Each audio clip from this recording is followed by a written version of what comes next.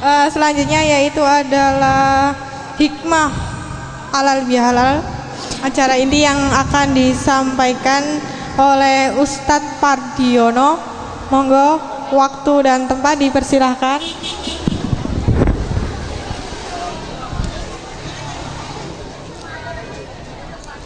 Assalamualaikum warahmatullahi wabarakatuh. Bismillah, alhamdulillah, wassalatu wassalamu ala rasulillah, la haula wala quwata illa billah, amma ba'd. Yang saya hormati para alim, alamah, al-mukarram, terutama keluarga besar dari Bapak Pawiro Sudiro. Yang saya hormati bapak-bapak, ibu-ibu yang rawuh pada siang hari ini. Saya ini jane bingung, Bu. Saya itu tadi di SMS Pak Gun disuruh nanti kalau Mawidoh Hasanah menggunakan bahasa Indonesia, padahal saya ini bahasa Indonesianya itu ada teman saya di sini itu nilainya 5 di rapot, kan serba salah. Saya biasanya menggunakan bahasa Jawa, tapi kata tadi dari dalam ruangan, Pak, yang ada di sini ini adalah dari macam-macam daerah, yakni ada yang dari Jawa Barat. Benar? Betul ya, ada yang dari Jawa Barat. Nggak bisa ngomong Jawa ya berarti ya? Ya udahlah, nggak apa-apa. Sebetulnya saya juga bisa memahami apa yang akan saya sampaikan kepada jenengan, dan jenengan juga sebetulnya juga sudah memahami apa yang nantinya akan diuraikan. Jadi pada prinsipnya saya di sini ini sebetulnya kan sambil perkenalan nih, Pak. Pada prinsipnya saya di sini itu kan cadangan, darurat aja. Soalnya di acara yang namanya halal bihalal yang notabene dilaksanakan bulan Syawal ini, arek ngundang Pak Kiai Haji ini sulit kabeh, Pak. Rata-rata yang disebut al-mukarram atau Bapak Kiai Haji itu rata-rata sekarang sibuk menerima para tamu, sehingga di dalam konteks halal bihalal yang terjadi di mana-mana itu justru yang ceramah yang dipakai malah sebangsa guru, polisi, bahkan darurat tuh Pak Kaum mengundang kiai wis angel. Nah disinilah barangkali walaupun gradul-gradul, walaupun bukan yang jenengan bayangkan awalnya, barangkali apa yang akan saya sampaikan itu ada manfaatnya. Apalagi jenengan melihat saya itu sudah nyawang itu wis rada kepiye gitu loh. Ono penceramah kok jenenge Pardiono, iki lak wis ora mluduk to, Pak. Ceramah itu paling tidak kan Kiai Haji Abdullah Khudori misalnya, kan begitu. Atau Kiai Haji Muwafiq, kan gandem ya. Tapi kalau Pardiono iki lak kaya-kayane wong Jawa tulen, bisa ngomong apa isane, kan begitu. Lah oleh karena itu barangkali sedikit perkenalan. Memang saya tadi disinggung Ustadz, alhamdulillah ojo kiai nek iso memang. Sebab kalau jenengan manggil saya kiai keliru, Pak. Sebab sekarang yang namanya kiai itu kan barang keramat. Ada istilah Kiai Slamet, itu kan maknanya kerbau. Ada Kiai Nogo Sosro Sabo Inten itu kan pusaka ya. Nah ini uniknya lagi, kiai ini kan menjadi hal yang keramat sebab keistimewaannya di dalam hal ini. Yang disebut kiai atau kiai haji ini adalah orang yang memiliki ilmu pengetahuan di bidang agama yang mumpuni, alim alamah. Anak saya di sini sudah konangan, itu ada teman saya namanya Pak Bintoro itu. Pak Bintoro itu teman saya. Saya sering guyon sama Pak Bin dulu. Pak Bin, saya mau tanya sama jenengan. Kalau misalnya jenengan yang sudah haji tiba satu saat lupa ada orang memanggil tidak dengan Haji Bintoro, kira-kira jenengan marah apa tidak? Dia jawabnya cuma tersenyum. Sebab begini Pak, kita tidak boleh terkecoh dengan status dan predikat. Haji itu kan pemberian dari pemerintah karena penghormatan yang bersangkutan melakukan acara ritual yang biayanya kosnya cukup tinggi sehingga diberi kehormatan haji. Tetapi haji bisa menjadi jebakan kalau jenengan tidak hati-hati. Sebab ketika ada istilah jenengan lupa tidak disebut haji kok tersinggung, hancur jenengan. Kalau mau diusut lebih jauh, yang namanya Umar bin Khattab sahabat Nabi itu orang alim Pak. Yang namanya Abu Bakar, Utsman sahabat Nabi itu orang alim. Tetapi ironisnya ketika saya menyebut nama beliau, seperti misalnya saya menyebut Umar bin Khattab, misalnya di Traweh sering ada itu Al Khalifatu Sani Amirul Mukminin Sayyidina Kiai Haji Umar Ibnul Khattab, mesti tidak ada jawaban radhiyallahu an. Mesti mereka berpaling. Ki Bilal iki sapa to? Mengatakan Kiai Haji Umar bin Khattab. Ironisnya ketika saya mengatakan Kiai Haji Umar bin Khattab itu dianggap melecehkan. Padahal saya yakin ngilmu Umar bin Khattab sama Pak Bintoro gandem Umar bin Khattab. Tapi ketika saya nyebut Kiai Haji Umar bin Khattab, Kiai Haji Abu Bakar As-Siddiq, saya malah dianggap melecehkan. Ini ironis Pak. Tapi baiklah, saya hanya ingin sedikit pada kesempatan ini mengulas tentang makna daripada Syawal itu sendiri. Ini kan bulan Syawal. Kata tadi yang ada di ruangan, acara semacam ini dilaksanakan rutin tiap tahun, sudah 30 tahun lebih. Dan itu dilaksanakan pada hari raya Syawal yang hari ketiga. Ini bagus Pak, perlu ditiru Pak Bin. Syukur saya juga nanti pulang dari sini mulai ngerancang ngonset keluarganya aku wis sapa tak tulisi kabeh. Sapa ngerti aku turunane Pangeran Diponegoro. Sapa ngerti aku turunane Pangeran Diponegoro. Sapa ngerti aku turunane Pangeran Diponegoro. Kan lumayan. Ini yang saya ingin sedikit ulas tentang masalah Syawal. Pak, Bu, Syawal niku dalam lughat, dalam konteks bahasa Indonesianya itu pengertiannya adalah meningkat. Sehingga mari kita semua berintrospeksi, apakah di dalam Syawal ini terjadi peningkatan kita? Ini aja disalah tafsir Pak, saya alhamdulillah Syawal ini sudah meningkat hutangnya, jangan. Jadi konteks meningkat itu adalah mari kita evaluasi. Maka di dalam konsep ini ada nanti orang itu dibagi menjadi 3 kategori. Kategori yang pertama itu disebut untung. Mari kita evaluasi setelah kemarin bulan Ramadan.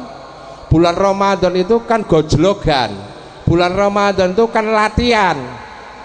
Jenengan harus paham, Ramadan itu maknanya membakar, artinya ngobong. Membakar itu pengertiannya bukan membakar menyan, bukan membakar lain, tapi membakar dosa. Dalam bahasa Arab disebut dengan siam, bahasa Indonesia puasa. Puasa itu maknanya menahan. Jadi kemarin jenengan sudah dilatih untuk bertahan. Bertahan dari apa? Makan, minum, dan terutama bertahan apa istilahnya memerangi hawa nafsu kita sendiri. Ini yang terpenting.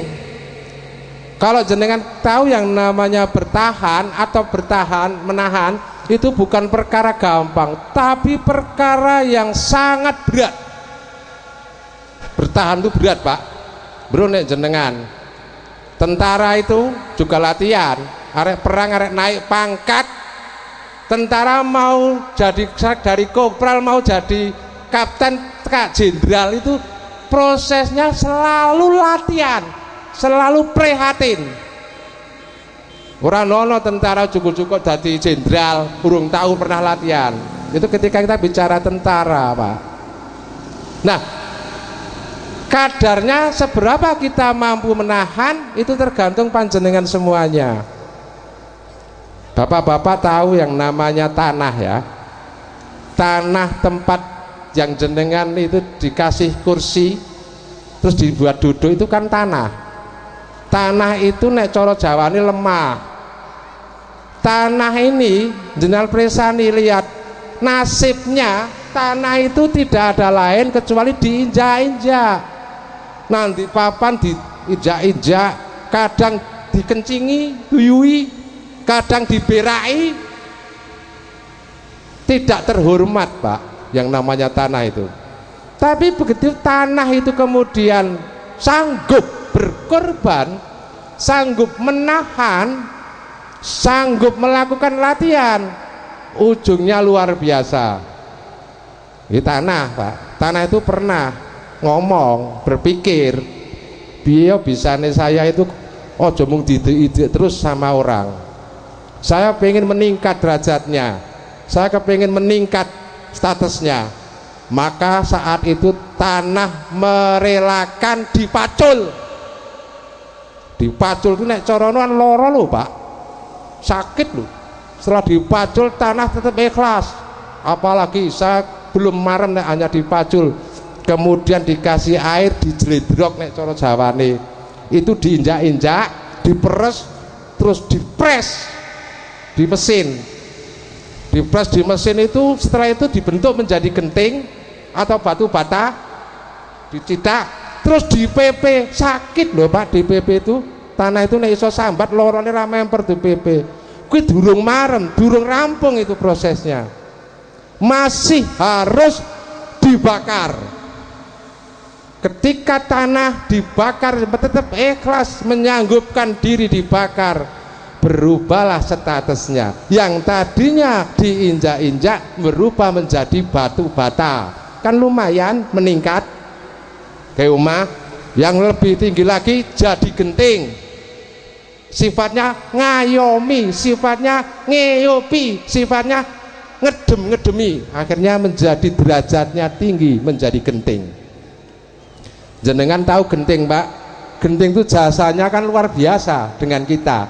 Tapi kita tidak pernah yang namanya kelingan genting, nggak pernah. Sebab tiap hari kita yang dilihat itu cuma pian. Pian itu apa ya bahasa Indonesia nih? Atap ya. Mau tidur yang dilihat atap. Lihat TV kalau dulu atas atap. Jarang yang tahu bahwa yang paling berjasa di rumah Anda itu sebetulnya genting. Ketutup terus, Pak. Itu orang yang akan diselamatkan Allah. Sebab ada orang yang nantinya masuk surga itu rata-rata tidak dikenal, Pak. Pernah satu saat Rasulullah itu bertanya pada sahabat-sahabatnya, "Hei sahabat-sahabat saya, tahukah kamu orang yang ahli surga?" Jawab para sahabat, "Yang hanya tahu adalah Rasulullah dan Allah." tak kasih tahu ya, tak kayak ngerti ya. Orang yang memiliki indikator ciri-ciri wong arek masuk surga itu adalah orang yang pakaiannya compang-camping. Jadi enggak mentereng, Pak, compang-camping. Dalam konteks, dalam bahasanya Hamka di dalam tasawuf modern, dia mengatakan bahwa orang yang akan masuk surga itu datang tidak dikenal, pergi tidak dicari. Dianggap wong ra penting. Kalau dalam rapat RT wonge kuwi teko ya ora tau ono le ngarohke, lunga ora ono sing nakoke. Biasanya orang-orang yang seperti itu yang dirahasiakan oleh Allah nanti masuk surga, diselamatkan oleh Allah masuk surga itu kayak genting itu tadi loh. Jenengan kan tidak tahu, tidak pernah sadar nek sing paling jasa nang kuwi genting ning yang kamu lihat kan tembok. Yang kamu lihat kan atap, genting nggak pernah. Kelingan genting lu nek bocor, betul nggak? Nah ini orang yang akan diselamatkan nanti di dalam itu adalah orang yang seperti itu, Pak. Sehingga bahkan tidak amalan orang yang tersembunyi seperti itu diselamatkan bahaya, Pak. Bahayanya orang itu ketika muncul ujub. Contoh, jenengan puasa kemarin, Pak, itu bagus puasa, tapi bisa remuk puasa Anda hanya mendapatkan lapar dan haus sebab Anda keliru mencikapi puasanya. Contoh, saya puasa biar tambah cantik, tambah seksi, diet, niati nggak bakal dapat pahala. Saya puasa tapi menghina orang yang tidak puasa. Misalnya si A, teman kamu, saudara kamu itu raposo gelendengi tiap hari, bahkan ngeri nih, Pak. Itu yang disebut habis puasanya, habis total, hanya dapat haus dan hanya dapat lapar. Habis total kenapa? Saya pernah ditanya begini, Mas. Ada orang teman saya itu bajingan tengik, Pak, preman ya. Preman itu tato itu sudah dari leher ini sampai ke kaki, sekarang ada di penjara orangnya. Dia tanya sama saya, Pak Par, ndak ono wong mlebu swarga ning wong kaya aku kiye, artinya preman. Saya jawab bisa, bahkan hadis ada itu ceritanya. BC itu banyak juga orang yang datang dengan amalan puasanya, yang datang dengan amalan tahajudnya, yang datang dengan amalan bacaan Qur'annya, yang datang dengan amalan sholat sunat dan sholat wajibnya, tetapi tetapi tidak ada apa-apanya dan dia masuk dalam kategori orang yang masuk neraka. Hati-hati deh, Pak. Ini saya ingatkan sebab apa? Ada, walaupun orang itu kelihatannya tidak melakukan ibadah, tapi dapat amalan-amalan yang luar biasa. Pernah Rasulullah mengatakan demikian, kumpul ke sahabat, sahabat-sahabat, kamu tahu nggak yang namanya orang pailit atau orang bangkrut? Sahabat jawab, orang bangkrut itu kan orang yang habis modalnya dan rugi, toh Nabi. Bukan. Yang disebut orang bangkrut adalah dia datang dengan amalan terlalu banyak, tapi kemudian habis total, bahkan dia nyonggo, istilahnya menerima amalan buruk yang tidak dilakukan. Jadi gini loh, Pak, Bu, keadilan Allah ini. Ketika jenengan melakukan sebuah kezaliman, termasuk kezaliman itu gelendeng. Gelendeng itu nek basa Indonesianya gunjing. Jenengan walaupun puasa kok gunjing orang, gunjing saudara, jangan harap bisa masuk surga. Habis.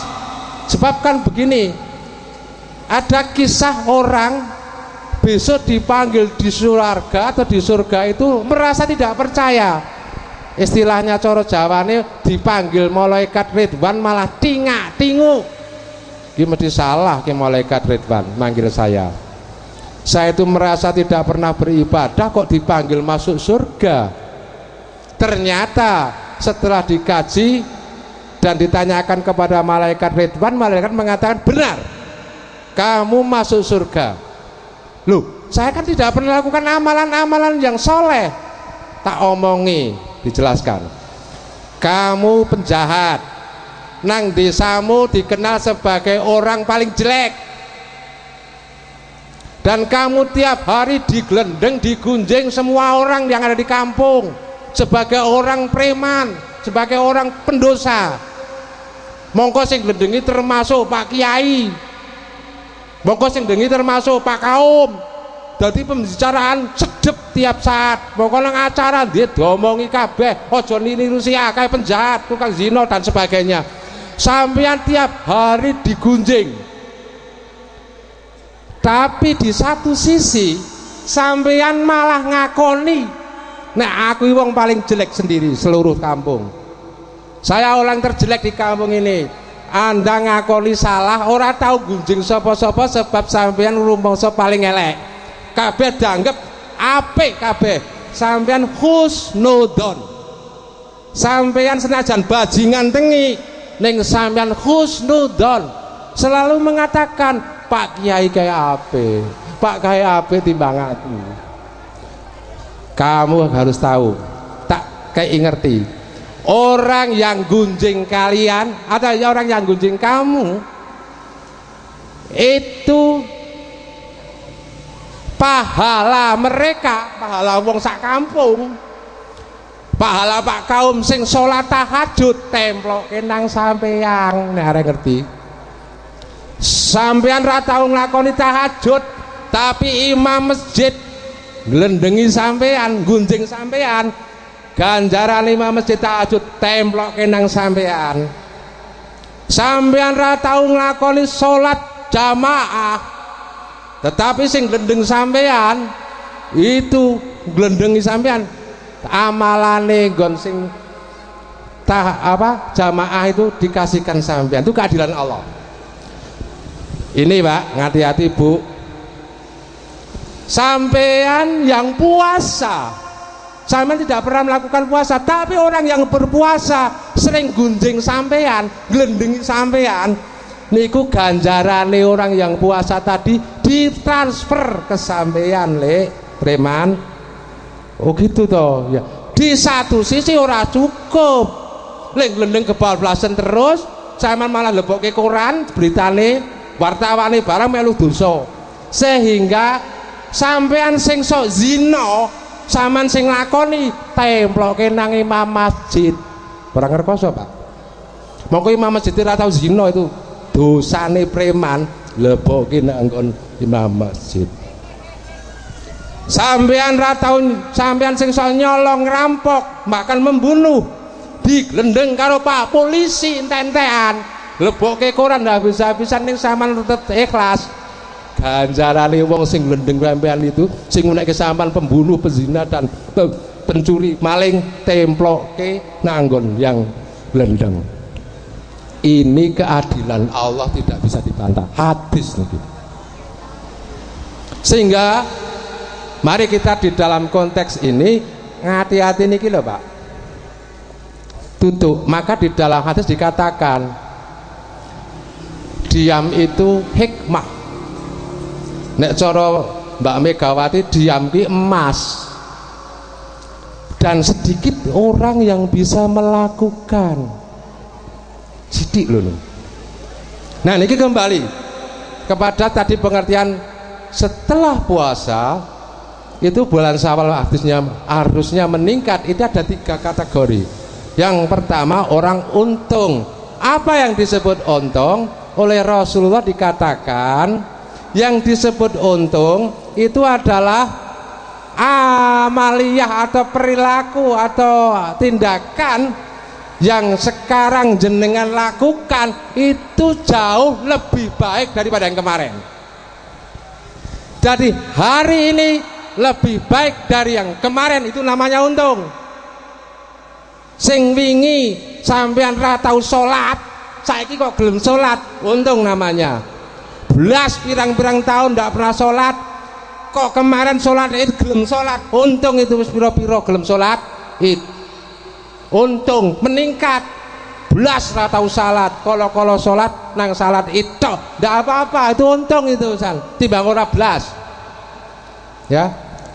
Kemarin jenengan sering salat tahajud, kok sekarang tahajudnya dipertajam, ditambah doa-doa, itu namanya meningkat. Kemarin jenengan yang sholat jamaah, yang sholat sendiri di rumah, sekarang mulai sekarang jenengan sudah sholat jamaah, namanya meningkat. Ini yang disebut oleh Rasulullah orang untung. Hari ini lebih baik daripada yang kemarin, tapi beda-beda Pak. Yang namanya Paijo karo Sukorjo beda.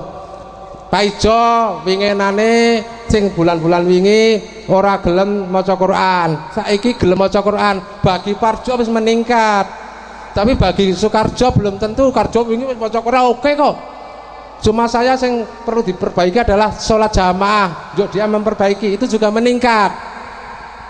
Yang kedua itu adalah orang yang dianggap sebagai orang buntung. Orang buntung itu adalah statis. Antara hari ini dan hari kemarin tidak ada perubahan, sama aktivitasnya. Kemarin saya juga sholat jamaah, saiki jamaah. Sing kemarin itu sering baca Quran tiap maghrib, sekarang kok juga ya dilakukan tiap maghrib. Itu namanya orang buntung, orang statis, belum ada peningkatan. Nah kemudian yang ketiga, jangan jadi orang yang ketiga. Ya orang yang ketiga ini adalah orang yang rampung, habis total. Artinya hari kemarin malah lebih baik daripada hari sekarang. Wingi poso malah sregep sing ibadah jamaah, basan Sawal malah ranono blas, balik meneh nanggon ijen-ijen nang omah. Itu namanya orang rampung, orang bangkrut tadi. Sehingga paling tidak mari kita camkan tiga ini. Mau milih yang mana jenengan? Untung, buntung atau rampung? Silakan. Sebab indikator orang berpuasa itu dapat dilihat peningkatan ketakwaannya. Tujuan puasa kan takwa. Nek sampeyan di sini kok malah besok ora semakin takwa, hancur. Ini ya, Syawal tadinya meningkat. Sehingga ada hikmah di dalam bulan Syawal ini. Setidaknya di bulan Syawal ini akan ditemui yang namanya peristiwa. Yang pertama, peristiwa adanya takbiran. Pak, Bu, kemarin takbiran enggak, Pak? Takbiran, Mas, nek kelingan. Jenengan tahu bapak-bapak, ibu-ibu, yang namanya takbiran itu adanya ya bulan Syawal dan bulan Dzulhijjah. Padahal takbiran itu aja dibatasi mulai akhir puasa, hari akhir puasa setelah buka sampai menjelang sholat Id. Setelah sholat Id nggak boleh takbiran, Pak. Kadang-kadang ono sing salah. Takbiran itu dibatasi sampai sebelum sholat Idul Fitri. Kadang-kadang sering saya dengar itu jam 12 awan bodoh-bodoh sana Allahu Akbar, nek kaset gak apa. Imame kalau makmume itu hukumnya haram. Lho kok aneh? Kok aneh? Wong takbiran itu perkara bagus. Kok tidak boleh dibaca di sembarang tempat dan di sembarang waktu? Saya kira bapak-bapak sudah banyak yang tahu ini, meskipun kadang-kadang hanya dengar dari seseorang bahwa takbiran itu dibatasi, Pak, ya, sehingga paling tidak di dalam takbiran ini jenengan harus bisa memahami nek ngono kabeh itu dadi wong luwesan ya. Luwes itu kan enak. Kita jadi orang Islam, luwesnya gimana? Ya luwesnya sholat, ya, luwesnya zakat, puasa dan sebagainya. Hikmah yang kedua itu adalah di dalam satu Syawal itu dilaksanakan halal bihalal seperti ini, Pak. Halal bihalal seperti ini kalau tidak dilaksanakan wong itu ciloko tenan ya, Pak. Yang namanya Jawa, orang Jawa itu orang minta maaf kepada orang lain itu sungkan. Di dalam konteks halal bihalal semua ngaku salah. Saya yakin sekian banyak di sini itu ora ono sing ngaku apa kuwi ngaku ora salah, kabeh ngaku salah. Pak Lurah gelem njaluk ngapura, bupati gelem njaluk ngapura, presiden gelem njaluk ngapura itu sebab ono halal bi halal. Nek ora ono halal bi halal lak wegah, sungkan. Ini hikmahnya. Jadi penting halal bi halal itu meminta maaf pada orang, ini menjadi sesuatu yang sangat penting. Dan ojo kementus. Jangan jenengan ketika kemudian dijalui ngapura malah sombong. Nggak bisa. Kamu sudah pernah nyakiti saya, belum bisa ditebus dengan minta maaf. Tak omong ya, Pak, saya pernah dengar bahwa ada dosa yang melebihi dosanya orang musyrik. Orang musyrik itu mengaku Tuhan, itu dosa seperti Firaun, itu dosa besar. Tetapi ada dosa yang lebih dari dosanya Firaun yang mengaku Tuhan, yakni apa? Yaitu orang ketika dijalui ngapura atau orang dimintai minta maaf tidak ngasih, cotek, dadi godhong raan nyuwek, dadi banyu raan nyawuk. Orang itu sudah dosanya melebihi dosa Firaun yang mengaku Tuhan. Mula mari Pak dilebokke sing sampean jenengan sing sok kadang-kadang lara ati karo sedulur harus dibuka betul. Yang terakhir, di dalam Syawal ini ada yang namanya silaturahim. Ono sing ngunekke silaturahmi, ya wis ora apa-apa jane salah, Pak. Ora silaturahmi, nek silaturahim itu yang betul silaturahim. Sebab kalau silaturahmi itu maknane hubungan perut. Rahmi itu perut. Tapi rahim itu tali kasih, ya. Silaturahim ini penting, Pak, Bu. Saya pernah lihat dengar hadis Nabi mengatakan bisa jadi orang itu umurnya hanya tinggal 3 hari. Jenengan tuh mungkin umurnya mung garek 3 dino. Tetapi Allah kemudian memperpanjang lagi umur orang itu sebab mau silaturahim setidaknya 3 tahun. Jadi nek jenengan kuwe arek jane wis arek 3 dina tung-tung kok gelem halal bihalal silaturahim ketemu sedulur, itu ditunda oleh Allah dundur meneh 3 tahun. Sesuk nek 3 tahun kok anak teko halal bihalal meneh, itu tunda meneh. Ning mesti ana laline, kapan-kapan lali ora mangkat nang halal bihalal ayo tung-tung tenan kan begitu. Nah oleh karena itu di dalam konteks silaturahim ini menjalin kasih sayang, mari kita bangun bersama. Terutama saya mengapresiasi kepada keluarga Pak Wiro Sudiro yang telah melakukan acara kegiatan ini rutin tiap tahun. Harapannya tentu sama dengan kita semuanya. Semoga dengan jalan silaturahim kita akan menjadi hamba-hamba Allah yang nantinya meningkat amal ibadah kita. Amin Allahumma amin. Saya kira itu saja yang bisa saya sampaikan. Lebih kurangnya mohon maaf apa yang pernah saya sampaikan tadi mulai dari awal sampai akhir. Dan saya akhiri dengan wallahu muwaffiq ila aqwamit thoriq. Wassalamualaikum warahmatullahi wabarakatuh.